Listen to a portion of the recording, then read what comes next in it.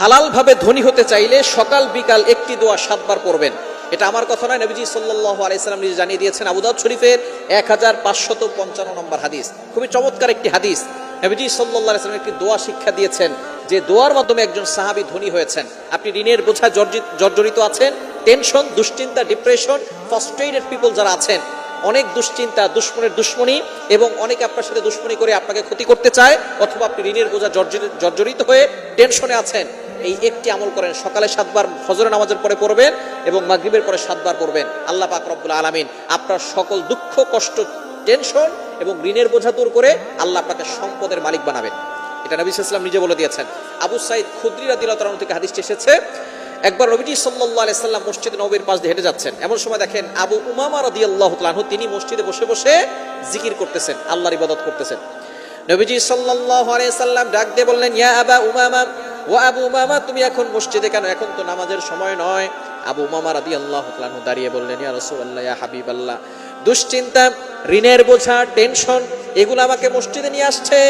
সাহাবায়ে কেরাম যখনই টেনশনে পড়ে যেতেন তখন তারা মসজিদে চলে আসতেন, আর আমরা টেনশনে পড়ে গেলে, দুশ্চিন্তায় পড়ে গেলে আমরা মসজিদে নামাজ পড়তে যাই না, আরো মসজিদ থেকে বের হয়ে যায়, এমপির কাছে যায়, মন্ত্রীর কাছে যায়, মিনিস্টারের কাছে যায়। না না, বিপদে পড়ে, যখনই আপনি বিপদে পড়ে যাবেন সাথে সাথে আল্লাহর কাছে হাজির হয়ে যাবেন, আল্লাহ তাআলা সকল বিপদ থেকে আপনাকে উদ্ধার করে দিবেন।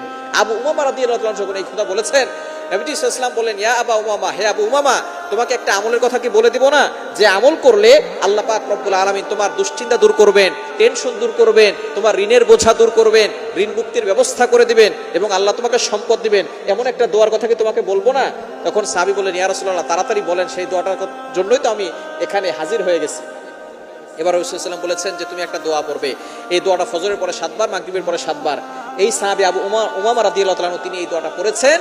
কিছুদিন পরে নবীজি সাল্লাল্লাহু আলাইহি ওয়াসাল্লামের জন্য হাদিয়া নিয়ে আসছেন এবং বলছেন, ইয়া রাসূলুল্লাহ, আপনার এই দোয়ার আমল করে আমি ঋণ মুক্তির ব্যবস্থা করেছি, আল্লাহ পাক রব্বুল আলামিন করে দিয়েছেন, এবং আল্লাহ পাক রব্বুল আলামিন আমাকে সম্পদশালী বানিয়েছেন, আমি নিজে আপনার জন্য কিছু হাদিয়া নিয়ে আসছি। দোয়াটি হচ্ছে, আল্লাহুম্মা ইন্নী আউযু বিকা মিনাল হাম্মি ওয়াল হুজনি ওয়া আউযু বিকা মিনাল আজাজি ওয়াল কাসালি ওয়া আউযু বিকা মিনাল জুবনি ওয়াল বুখলি ওয়া আউযু বিকা মিন গলাবাতিদ দাইনি ওয়া কাহরির রিজাল।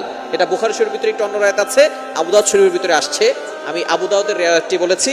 এটা আপনি আমল করবেন ফজরের পরে 7 বার, মাগরিবের পরে 7 বার। একই সাথে করলে দুশ্চিন্তা, ঋণের বোঝা, টেনশন, সকল ধরনের দুশ্চিন্তা থেকে, অভাব থেকে আল্লাহ তাআলা দূর করে আল্লাহ আপনাকে সম্পদশালী বানিয়ে দিবেন।